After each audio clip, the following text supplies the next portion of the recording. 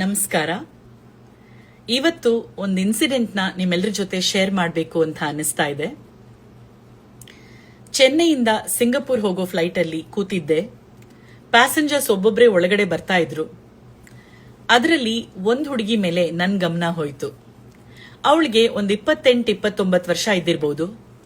ಕಪ್ಪು ಮೈ ಬಣ್ಣ, ಬೊಟ್ಟಿಟ್ಕೊಂಡಿದ್ಲು, ಮೂಗ್ಬೊಟ್ಟು ಹಾಕೊಂಡಿದ್ಲು, ಚೆನ್ನಾಗಿ ಎಣ್ಣೆ ಹಚ್ಚಿ ಉದ್ದ ಜಡೆ ಹಾಕೊಂಡಿದ್ಲು. ಅವಳನ್ನ ನೋಡಿದ ತಕ್ಷಣ ನಂಗೆ ಅನ್ನಿಸ್ತು, ಮೋಸ್ಟ್ಲಿ ಇವಳು ಸಿಟಿ ಗರ್ಲ್ ಅಲ್ಲ, ಯಾವುದು ಸ್ಮಾಲ್ ಟೌನ್ ಅಥವಾ ಹಳ್ಳಿ ಹುಡುಗಿ ಇರಬೇಕು ಅಂತ. ಅವಳ ಹತ್ರ ಬರ್ತಿದ್ದಂಗೆನೆ ನಾನು ಅನ್ಕೊಳ್ತಾ ಇದ್ದೆ, ಇದು ಮೋಸ್ಟ್ಲಿ ಅವಳ ಫಸ್ಟ್ ಫ್ಲೈಟ್ ಇರಬಹುದು. ನನ್ನ ಪಕ್ಕದಲ್ಲೇನೆ ಕೂತ್ಕೊಳ್ಳಕ್ ಬಂದ್ಲು. ಸರಿ, ಈಗ ಸೀಟ್ ಬೆಲ್ಟ್ ಹಾಕೋಬೇಕಾದ್ರೆ ಇದು ಸ್ವಲ್ಪ ಹೆಲ್ಪ್ ಮಾಡ್ತೀರಾ ಅಂತ ಕೇಳ್ಬೋದೇನೋ, ಅಥವಾ ಟೇಕ್ ಆಫ್ ಟೈಮಲ್ಲಿ ಇದೇನ್ ದಡ ದಡ ದಡ ಅಂತ ಹಿಂಗ್ ಓಡ್ತಾ ಇದೆ, ನಂಗೆ ಹೆದರಿಕೆ ಆಗ್ತಾ ಇದೆ ಅಂತ ಏನಾದ್ರೂ ಹೇಳ್ತಾಳೇನೋ ಅಂತ ನನ್ನಷ್ಟಕ್ಕೆ ನಾನೇ ಕಲ್ಪನೆ ಮಾಡ್ಕೊಳ್ತಾ ಇದ್ದೆ. ಅವಳ ಲಗೇಜ್ನ ಓವರ್ ಹೆಡ್ ಕ್ಯಾಬಿನಲ್ಲಿ ಇಟ್ಲು, ಕೂತ್ಕೊಂಡು ನೀಟಾಗಿ ಸೀಟ್ ಬೆಲ್ಟ್ ಹಾಕೊಂಡ್ಲು. ನಾನು ಅನ್ಕೊಂಡಿದ್ದ ಥರ ಎಲ್ಲ ಏನೂ ಕೇಳಲಿಲ್ಲ. ಟೇಕ್ ಆಫ್ ಆಯ್ತು. ಕಂಪೋಸ್ಡ್ ಆಗಿ ಆರಾಮಾಗಿದ್ಲು. ಒಂದು 20 ನಿಮಿಷ ಆದ್ಮೇಲೆ ತನ್ನ ಬ್ಯಾಕ್ ಪ್ಯಾಕ್ನಿಂದ ಲ್ಯಾಪ್ಟಾಪ್ ತೆಗೆದು ಕೆಲಸ ಮಾಡಕ್ ಸ್ಟಾರ್ಟ್ ಮಾಡಿದ್ಲು. ಕುತೂಹಲದಿಂದ ನಾನೇ ಮಾತಾಡಕ್ ಶುರು ಮಾಡಿದೆ. ಏನಮ್ಮ, ನಿನ್ ಹೆಸರೇನು, ನೀನ್ ಯಾವ ಊರು ಅಂತ ಕೇಳಿದೆ. ನನ್ನ ಹೆಸರು ಸೆಲ್ವಿ, ಮಧುರೈ ಪಕ್ಕದಲ್ಲಿ ಒಂದು ಚಿಕ್ಕ ಹಳ್ಳಿ ಹೆಸರು ಹೇಳಿದ್ಲು. ಆ ಹಳ್ಳಿ ಹೆಸರು ನಾನು ಕೇಳೇ ಇರಲಿಲ್ಲ. ಈಗೇನ್ ಮಾಡ್ಕೊಂಡಿದ್ಯಾ ಅಂತ ಕೇಳಿದೆ. ನಾನೊಂದು ಮಲ್ಟಿನ್ಯಾಷನಲ್ ಕಂಪನಿಯ ಕ್ವಾಲಿಟಿ ಕಂಟ್ರೋಲ್ ಡಿವಿಷನ್ ಅಲ್ಲಿ ಏಷ್ಯಾ ಪೆಸಿಫಿಕ್ ಹೆಡ್ ಆಗಿ ಸಿಂಗಪುರಲ್ಲಿ ಕೆಲಸ ಮಾಡ್ತಾ ಇದ್ದೀನಿ ಅಂತ ಹೇಳಿದ್ಲು. ಸಮ್ಟೈಮ್ಸ್ ನಾವು ಬರೀ ಔಟ್ವರ್ಡ್ ಅಪಿಯರೆನ್ಸ್, ಒಬ್ಬರ ರೂಪ, ಅವರ ಮೈ ಬಣ್ಣ, ಅವ್ರ ಬಟ್ಟೆ, ಅವ್ರ ಹೇರ್ ಸ್ಟೈಲ್ ನೋಡಿ ಕೆಲವು ಅಸಂಪ್ಷನ್ಸ್ ಮಾಡ್ಕೊಂಡ್ಬಿಡ್ತೀವಿ. ನಾನು ಯಾರನ್ನೂ ಜಡ್ಜ್ ಮಾಡಲ್ಲ, ಐ ಡೋಂಟ್ ಸ್ಟೀರಿಯೋಟೈಪ್ ಅಂತ ನಾನು ಅನ್ಕೋತೀನಿ. But it happens.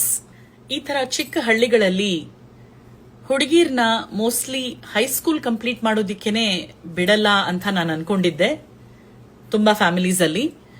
ಅಂಥದ್ರಲ್ಲಿ ನೀನು ಇಷ್ಟು ಇಂಪಾರ್ಟೆಂಟ್ ಪೊಸಿಷನ್ ಅಲ್ಲಿ ಕೆಲಸ ಮಾಡ್ತಾ ಇದೀಯಾ, ಏನು ನಿನ್ ಬ್ಯಾಕ್ ಸ್ಟೋರಿ, ನಿನಗೆ ಸ್ಫೂರ್ತಿ, ನಿನ್ಗೆ ಬೆಂಬಲ ಕೊಟ್ಟವ್ರು ಯಾರು, ನಿನ್ಗೆ ಇಷ್ಟೊಂದು ಓದ್ಬೇಕು, ಇಷ್ಟು ಆಚೆ ಬಂದು ಈ ತರ ವಿದೇಶಕ್ಕೆ ಬಂದು ಕೆಲಸ ಮಾಡಬೇಕು ಅಂತ ಉತ್ತೇಜನೆ ಕೊಟ್ಟವರು ಯಾರು ಅಂತ ಕೇಳಿದೆ. ಅದಕ್ಕೆ ಅವಳು ಕೊಟ್ಟ ಉತ್ತರ ಇದು. ನೀವ್ ಹೇಳೋದು ಕರೆಕ್ಟೇ. ನಮ್ಮ ಹಳ್ಳಿಯಲ್ಲಿ ಹುಡುಗಿರ್ನ ಓದಿಸೋದಿಕ್ಕೆ ಅಷ್ಟೊಂದು ಮುಂದೆ ಬರಲ್ಲ ಫ್ಯಾಮಿಲೀಸು. ಅಬ್ಬಬ್ಬ ಅಂದ್ರೆ ಮಿಡಲ್ ಸ್ಕೂಲ್ ತನಕ ಓದಕ್ ಕಳಿಸ್ತಾರೆ. ಅದರಲ್ಲೂ ಹುಡುಗಿ ದೊಡ್ಡವಳಾಗ್ಬಿಟ್ರೆ ಕಳ್ಸಲ್ಲ. ನನಗೆ ಓದೋದ್ರಲ್ಲಿ ಅಂತ ಏನ್ ಇಂಟ್ರೆಸ್ಟ್ ಇರಲಿಲ್ಲ. ಆದ್ರೆ ನನ್ನ ಬೆಸ್ಟ್ ಫ್ರೆಂಡ್ ವಳ್ಳಿ, ಅವಳು ತುಂಬಾ ಚೆನ್ನಾಗಿ ಓದ್ತಾ ಇದ್ಲು. ಸೊ ಅವಳ ಜೊತೆ ಸೇರ್ಕೊಂಡು ನಾನು ಸ್ಕೂಲ್ಗೆ ಹೋಗಿ ಬರ್ತಾ ಇದ್ದೆ. ಅವಳಿಗೆ ತುಂಬಾ ಹುಮ್ಮಸ್ಸು, ತುಂಬಾ ಉತ್ಸಾಹ ಇತ್ತು, ಎಲ್ಲ ಕಲಿಬೇಕು, ಚೆನ್ನಾಗಿ ಓದ್ಬೇಕು ಅಂತ. ಹೇಗೋ ಮಾಡಿ ನಾವಿಬ್ರು ಮಿಡಲ್ ಸ್ಕೂಲ್ ಪಾಸ್ ಆದ್ಮೇಲೆ ನಮ್ಮ ಹಳ್ಳಿಯಲ್ಲಿ ಹೈಸ್ಕೂಲ್ ಇರಲಿಲ್ಲ. ನಾವು ಒಂದು ಅರ್ಧ ಗಂಟೆ ಮುಕ್ಕಾಲು ಗಂಟೆ ಬಸ್ಸಲ್ಲಿ ಪ್ರಯಾಣ ಮಾಡಿ ಬೇರೆ ಊರಿಗೆ ಹೋಗಿ ಅಲ್ಲಿ ಹೈಸ್ಕೂಲ್ ಓದ್ಬೇಕಾಗಿತ್ತು. ಇಬ್ರು ಮನೆಯಲ್ಲೂ ತುಂಬಾ ಕಷ್ಟಪಟ್ಟು ಕನ್ವಿನ್ಸ್ ಮಾಡಿದ್ವಿ. ಬಸ್ಸಲ್ಲಿ ಹೈಸ್ಕೂಲ್ಗೆ ಹೋಗಿ ಬರ್ತಾ ಇದ್ವಿ. ಆಗ ಒಂದ್ 4 ಜನ ಹುಡುಗರು ತುಂಬಾ ಚುಡಾಯಿಸ್ತಾ ಇದ್ರು.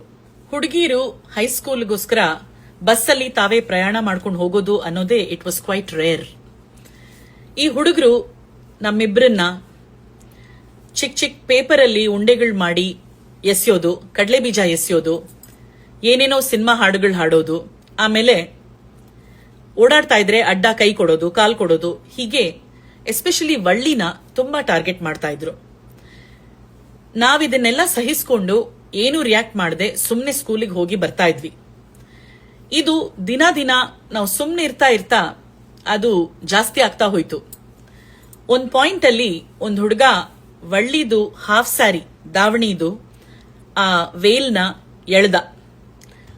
ಆವತ್ತು ಅವಳ ಮನೆಗೆ ಹೋಗಿ ಮನೆಯಲ್ಲಿ ಕಂಪ್ಲೇಂಟ್ ಮಾಡಿದ್ಲು. ಆದ್ರೆ ಮನೆಯಲ್ಲಿ ಇದ್ರ ಬಗ್ಗೆ ಹೇಳಿದ್ರೆ ಏನ್ ರಿಯಾಕ್ಷನ್ ಬರುತ್ತೆ ಅಂತ ನಮ್ಮಿಬ್ರಿಗೂ ಗೊತ್ತಿತ್ತು. ನಿಮ್ಮನ್ನ ಯಾರು ಹೈಸ್ಕೂಲ್ಗೆ ಹೋಗಕ್ ಹೇಳಿದ್ದು?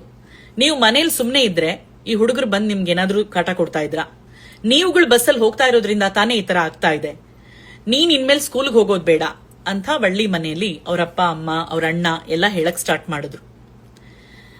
ಓದೋದಿಕ್ಕೆ ತುಂಬಾ ಇಷ್ಟಪಡ್ತಾ ಇದ್ದ ಆ ಹುಡುಗಿ ಮನೆಯಲ್ಲಿ ಸರಿಯಾಗಿರೋ ಸಪೋರ್ಟ್ ಇಲ್ಲದೆ ಏನ್ ಮಾಡೋದು ಅಂತ ತುಂಬಾ ಯೋಚನೆ ಮಾಡಿ ಕೊನೆಗೆ ಆ 5 ಹಳ್ಳಿಗಳ ಪಂಚಾಯತ್ ಸೆಷನ್ ಅಲ್ಲಿ ಹೋಗಿ ಧೈರ್ಯವಾಗಿ ಈ ಹುಡುಗಿ ಈ ತರ ನಾನು ಮತ್ತೆ ಸೆಲ್ವಿ ಇಬ್ರು ಬಸ್ಸಲ್ಲಿ ಹೈಸ್ಕೂಲ್ಗೆ ಹೋಗ್ತಾ ಇದೀವಿ, ಈ ಹುಡುಗರು ನಮಗ್ ತುಂಬಾನೇ ಕಾಟ ಕೊಡ್ತಾರೆ, ದಿನಾ ತೊಂದರೆ ಮಾಡ್ತಾರೆ, ಹೀಗೆಲ್ಲ ಮಾಡ್ತಾರೆ ಅಂತ ಡೀಟೇಲ್ ಆಗಿ ಹೇಳಿದಾಳೆ. ಆದ್ರೆ ಅನ್ಫಾರ್ಚುನೇಟ್ಲಿ ಹಳ್ಳಿಯ ಹಿರಿಯರು, ಆ ಪ್ರಮುಖರು, ಅವ್ರು ಯಾರೂ ಇದನ್ನ ಅರ್ಥ ಮಾಡ್ಕೊಂಡು ಆ ಹುಡುಗರನ್ನ ಡಿಸಿಪ್ಲಿನ್ ಮಾಡಲಿಲ್ಲ. ಅವ್ರ ಅಪ್ಪ ಅಮ್ಮಂದ್ರಿಗೆ ನೀವು ನಿಮ್ಮ ಮಕ್ಕಳಿಗೆ ಹೇಳಿ ಅವ್ರನ್ನ ತಿದ್ದಿ ಅಂತ ಏನೂ ಹೇಳಿಲ್ಲ. ಬಟ್ ಆನ್ ದ ಕಾಂಟ್ರರಿ ಅವರೆಲ್ಲರೂ ಸೇರ್ಕೊಂಡು ನೀನ್ ಹುಡುಗಿ, ನೀನ್ ನಿನ್ನ ಲೈನ್ ಒಳಗಡೆ ಇದ್ರೆ, ಲೈನ್ ಕ್ರಾಸ್ ಮಾಡದೆ ಇದ್ರೆ ನಿನ್ಗೇನು ತೊಂದರೆ ಆಗಲ್ಲ, ನೀನ್ ಯಾಕೆ ಬಸ್ಸಲ್ಲಿ ಹೋಗ್ತಾ ಇದೀಯಾ ಹೈಸ್ಕೂಲ್ಗೆ, ನಿಮ್ಮ ಅಪ್ಪ ಅಮ್ಮಂದೇ ತಪ್ಪು, ಮೊದ್ಲು ನಿನ್ ಓದನ್ನ ನಿಲ್ಸಿ ನಿನಗೆ ಮನೆ ಕೆಲಸ ಮಾಡು ಅಂತ ಹೇಳ್ಬೇಕವ್ರು, ನೀನ್ ಬಸ್ಸಲ್ಲಿ ಹೋಗ್ಬಿಟ್ಟು ಹುಡುಗರು ಹಿಂಗ್ ಮಾಡ್ತಾರೆ ಹಂಗ್ ಮಾಡ್ತಾರೆ ಅಂತ ಕಂಪ್ಲೇಂಟ್ ಮಾಡಿದ್ರೆ ಹೇಗೆ ಅಂತ ಇಷ್ಟೊಂದು ರಿಗ್ರೆಸಿವ್ ಆಗಿ ಅವರು ರಿಯಾಕ್ಟ್ ಮಾಡಿದ್ದಾರೆ. ಇದರಿಂದ ವಳ್ಳಿ ಅವ್ರ ಅಪ್ಪ ಅಮ್ಮನ್ಗೆ, ಅವ್ರ ಫ್ಯಾಮಿಲಿಗೆ ಇನ್ನ ಜಾಸ್ತಿ ಅವಮಾನ ಆಗಿ, ಹರ್ಟ್ ಆಗಿ, ಎಲ್ಲರೂ ಅವ್ರನ್ನ ನಿಮ್ ಮಕ್ಕಳನ್ನ ಹತ್ತು ಬಸ್ನಲ್ಲಿ ಇಟ್ಕೊಳ್ಳಿ, ಅವಳನ್ನ ತಿದ್ದಿ ಅಂತ ಅವ್ರಿಗೆ ಹೇಳಿ ಈ ಪರಿಸ್ಥಿತಿಯಿಂದ ತುಂಬಾ ಸ್ಟ್ರೆಸ್ಗೆ ಒಳಗಾಗಿ, ಅದು ಇದೆಲ್ಲ ಆದ್ಮೇಲೆ ಮಾರನೇ ದಿನ ಅವಳು ಮತ್ತೆ ಬಸ್ಸಲ್ಲಿ ಹೋದಾಗ ಅವಳ ಪರಿಸ್ಥಿತಿ ಹೇಗಿರುತ್ತೆ ಅಂತ ಸ್ವಲ್ಪ ಯೋಚನೆ ಮಾಡಿ ನೋಡಿ. ಆ ಹುಡುಗರು ಮೊದ್ಲೇ ಇಷ್ಟೊಂದು ಕಾಟ ಕೊಡ್ತಾ ಇದ್ದವರು ಈಗ ಅವಳು ಹೋಗಿ ಕಂಪ್ಲೇಂಟ್ ಮಾಡಿದಾಳೆ ಪಂಚಾಯತ್ ಅಲ್ಲಿ ಏನೂ ಆಗಿಲ್ಲ, ಅವಳು ಬೇಳೆ ಬೇಯಲಿಲ್ಲ ಅಂತ ಗೊತ್ತಾದಾಗ ಅವರು ಕೊಡೋ torture it will be next level. ಈ ಕಡೆ ಅಪ್ಪ ಅಮ್ಮ ಇಂದಾನು ಏನು ಸಪೋರ್ಟ್ ಇಲ್ಲ, ಆ ಕಡೆ ಬಸ್ಸಲ್ಲಿ ಅವ್ರಗಳ ಟಾರ್ಚರು ಇದೆ, ಅಂಡ್ ಊರಲ್ಲೆಲ್ಲ ಇವಾಗ ಅವಳನ್ನೇ ಬೈದು ಅವಳದೇ ತಪ್ಪು ಅನ್ನೋ ಹಾಗೆ ಆ ಪಂಚಾಯತ್ ಅವರು ಮಾತಾಡಿದ್ದು ಎಲ್ಲ ಸೇರ್ಕೊಂಡು ಅವಳಿಗೆ ತುಂಬಾ ಸ್ಟ್ರೆಸ್ ಆಗಿ ಗಿಡಗಳನ್ನ ಪ್ರೊಟೆಕ್ಟ್ ಮಾಡೋದಿಕ್ಕೆ ಯೂಸ್ ಮಾಡ್ತಾರಲ್ಲ ಆ ಕ್ರಿಮಿನಾಶಕ, ಹೊಲಗಳಲ್ಲಿ ಸ್ಪ್ರೇ ಮಾಡೋ ಇನ್ಸೆಕ್ಟಿಸೈಡ್ ನ ಕುಡಿದು ಆ ಹುಡುಗಿ ಆತ್ಮಹತ್ಯೆ ಮಾಡ್ಕೊಂಡ್ಬಿಟ್ಲು. ವಳ್ಳಿಯ ಆ ಮೃತ ಶರೀರನ ನೋಡಿ ನಮ್ ಪ್ರಿನ್ಸಿಪಲ್ ಮೂರ್ಛೆ ಹೋಗಿ ಬಿದ್ಬಿಟ್ರು. ಬಂದಿದ್ ಫ್ರೆಂಡ್ಸು, ಕ್ಲಾಸ್ಮೇಟ್ಸು ಎಲ್ಲರೂ ಗೋಳೋ ಅಂತ ಹತ್ರು. ಆದ್ರೆ ನನ್ ಕಣ್ಣಲ್ಲಿ ಒಂದು ಹನಿ ನೀರ್ ಬರ್ಲಿಲ್ಲ. ನನ್ ಮನಸ್ಸು ಕಲ್ ತರ ಆಗೋಗಿತ್ತು. ನನ್ಗೆ ಅವಳ ಮೇಲೆ ವಿಪರೀತ ಕೋಪ. ಯಾಕೆ ಹೋದೆ, ಯಾಕೆ ನಿರ್ಧಾರ ತಗೊಂಡೆ, ಇದೊಂದು ಟೆಂಪರರಿ ಪ್ರಾಬ್ಲಮ್, ಇವರೆಲ್ಲ ಸಪೋರ್ಟ್ ಮಾಡ್ಲಿಲ್ಲ ಅಂತ ನೀನ್ ಯಾಕೆ ನಿನ್ ಪ್ರಾಣನ ಈ ತರ ಯಾಕೆ ಈ ಜೀವನನ ಕಳ್ಕೊಂಡೆ? ವೈ? ನಿನ್ಗೆಷ್ಟು ಕನಸಿತ್ತು, ನಿನ್ಗೆಷ್ಟು ಆಸೆ ಇತ್ತು, ನಿನ್ಗೆಷ್ಟು ಹುಮ್ಮಸ್ಸಿತ್ತು ಚೆನ್ನಾಗಿ ಓದ್ಬೇಕು, ಒಳ್ಳೆ ದೊಡ್ಡ ಆಫೀಸರ್ ಆಗ್ಬೇಕು ಅಂತ. ಈ ಚಿಕ್ಕ ಈ ಪ್ರಾಬ್ಲಮ್ಗೋಸ್ಕರ ಈ ತರ ನಾನಿನ್ ಮಾಡೋದು?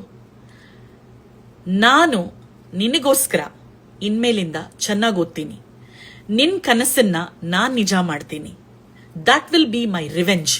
ಈ ಊರವ್ರಿಗೆ, ಈ ಪಂಚಾಯತ್ ಅವ್ರಿಗೆ, ನಮ್ಮ ಕುಟುಂಬದವರಿಗೆ, ಆ ಹುಡುಗರಿಗೆ ನಾನ್ ಗೆದ್ದು ತೋರಿಸ್ತೀನಿ ನಿನಗೋಸ್ಕರ ಅಂತ ಆವತ್ತು ನಾನು ಪ್ರತಿಜ್ಞೆ ಮಾಡಿಕೊಂಡೆ. ಆವತ್ತಿಂದ ನಾನು ಆವ್ರೇಜ್ ಸ್ಟೂಡೆಂಟ್ ಆಗಿದ್ದವಳು ದಿನ ಕಷ್ಟಪಟ್ಟು ಓದ್ದೆ. ಒಂದಿನಕ್ಕೆ 1 ಅವರ್ ಓದ್ತಾ ಇದ್ದವಳು 3 ಗಂಟೆ ಹೊತ್ತು 4 ಗಂಟೆ ಹೊತ್ತು ಓದಕ್ ಸ್ಟಾರ್ಟ್ ಮಾಡಿದೆ. ಹೈಸ್ಕೂಲಲ್ಲಿ ತುಂಬಾ ಒಳ್ಳೆ ಮಾರ್ಕ್ಸ್ ತಗೊಂಡೆ. ಮಧುರೆಯಲ್ಲಿ ಇಂಜಿನಿಯರಿಂಗ್ ಕಾಲೇಜಲ್ಲಿ ಸೀಟ್ ಸಿಕ್ತು. ಖಂಡಿತ ಕಳ್ಸಲ್ಲ ಅಂತ ನಮ್ಮಪ್ಪ ಹಠ ಮಾಡಿದ್ರು. ನಮ್ಮ ಹೆಡ್ ಮಾಸ್ಟರು 9 ಜನ ಟೀಚರ್ಸು ನಮ್ಮ ಹಳ್ಳಿಗೆ ಬಂದು ನಮ್ಮಪ್ಪ ಅಮ್ಮ ನಮ್ಮ ಅಣ್ಣನ ಹತ್ರ ತುಂಬಾ ಮಾತಾಡಿ ಅವ್ರನ್ನ ಹೇಗೋ ಮಾಡಿ ಕನ್ವಿನ್ಸ್ ಮಾಡಿದ್ರು. ನಮ್ಮಪ್ಪ ಸರಿ ಓದ್ಲಿ, ಆದ್ರೆ ನಾನು ಹಾಸ್ಟೆಲಲ್ಲಿ ಸೇರ್ಸಲ್ಲ ಅಂತ ಒಂದೇ ಮಾತು ಅನ್ಬಿಟ್ರು. ಅದಕ್ಕೋಸ್ಕರ ನಾನು ಮನೇಲಿ ಇದ್ಕೊಂಡು ಈಚ್ ವೇ 3 ಅವರ್ಸ್, ಹೋಗೋದಿಕ್ಕೆ 3 ಗಂಟೆ ಹೊತ್ತು, ಬರೋದಕ್ಕೆ 3 ಗಂಟೆ ಹೊತ್ತು ಬಸ್ಸಲ್ಲಿ. ನಾನು ಕಾಲೇಜಲ್ಲಿ ಓದ್ಬೇಕಾದ್ರೂ ಅಷ್ಟೇ, ಇದೊಂದೇ ನನ್ನ ಗುರಿ ಇದ್ದಿದ್ದು. ನಾನು ಆ ಗುರಿಯಿಂದ ನನ್ನ ಕಣ್ಣನ್ನ ತೆಗಿಲೇ ಇಲ್ಲ. ನಾನು ಚೆನ್ನಾಗಿ ಕಷ್ಟಪಟ್ಟು ಓದ್ದೆ, ಒಳ್ಳೆ ಮಾರ್ಕ್ಸ್ ತಗೊಂಡೆ. ಕ್ಯಾಂಪಸ್ ಇಂಟರ್ವ್ಯೂ ಅಲ್ಲಿ ಚೆನ್ನೈಯಲ್ಲಿ ಕೆಲಸ ಸಿಕ್ತು. ನಮ್ಮ ಹಳ್ಳಿಗೆ ನಾನೇ ಫಸ್ಟ್ ಹೈಸ್ಕೂಲ್ ಪಾಸ್ ಮಾಡಿದ್ದು, ನಾನೇ ಫಸ್ಟ್ ಕಾಲೇಜ್ ಮುಗಿಸಿದ್ದು.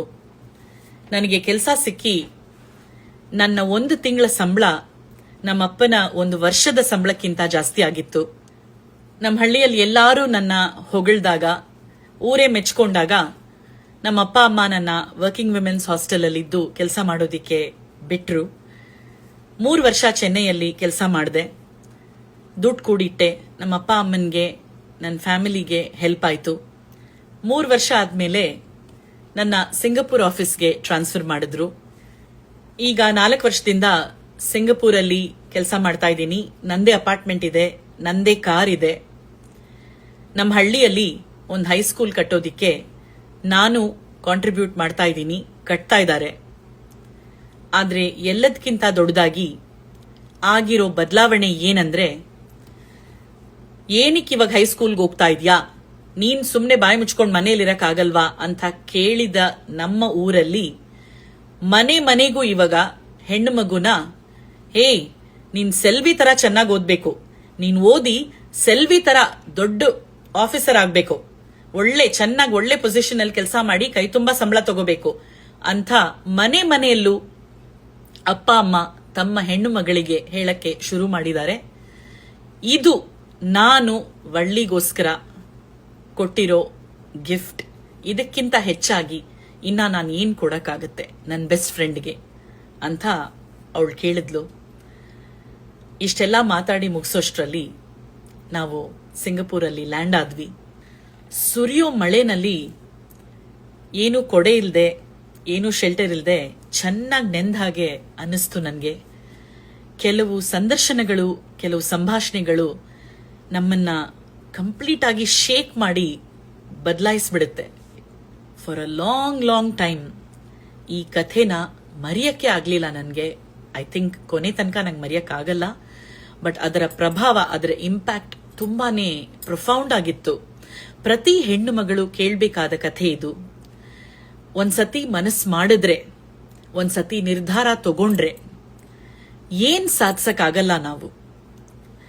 ಒಂದು ಸಣ್ಣ ಹಳ್ಳಿಯಿಂದ ಬಂದು ಇಷ್ಟೊಂದು ಅಪೋಸಿಷನ್, ಇಷ್ಟೊಂದು ಲ್ಯಾಕ್ ಆಫ್ ಸಪೋರ್ಟ್ ಇದ್ರೂನು ಇಷ್ಟೆಲ್ಲ ಕಷ್ಟಪಟ್ಟು 3 ಗಂಟೆ ಹೊತ್ತು ಬಸ್ಸಲ್ಲಿ ಪ್ರಯಾಣ ಮಾಡಿ ಕಾಲೇಜ್ಗೆ ಹೋಗಿ ಆ ಛಲ, ಆ ಹಠ, ಗುರಿನ ಸಾಧಿಸ್ಬೇಕು ಅನ್ನೋ ಆ ಧ್ಯೇಯ ಆ ಹುಡುಗಿಯಿಂದ ಆಗತ್ತೆ ಅಂದ್ರೆ ವೈ ನಾಟ್ ಯು? ನಮ್ಮೆಲ್ಲರೊಳಗಡೆನೂ ದರ್ ಇಸ್ ಅ ಸೆಲ್ವಿ. ಜೀವನ ಪ್ರತಿನಿತ್ಯ ಒಂದು ಹೋರಾಟ. Life is a struggle, yes. ಆದರೆ ಅದರ ಸವಾಲುಗಳನ್ನ ಕುಗ್ಗೋಗದೆ ಧೈರ್ಯವಾಗಿ ಎದುರಿಸೋಣ. ಗೆಲುವು ಆಗ ನಿಶ್ಚಯವಾಗಿ ನಮ್ಮದೇ. Thank you. ನಮಸ್ಕಾರ.